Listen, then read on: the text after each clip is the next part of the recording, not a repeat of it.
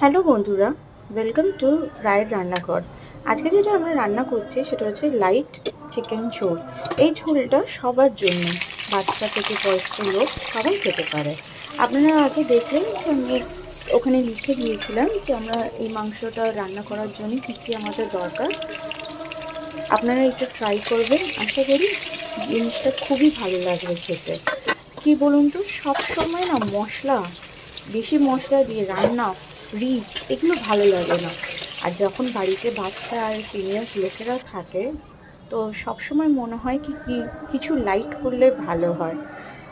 আর যা গরম পড়েছে, এই গরমে সত্যি একটুখানি হালকা ঝোল আর এই গরম গরম ভাত, এটাই মনে হয় ভালো, সে মাছ হোক ইয়া মাংস।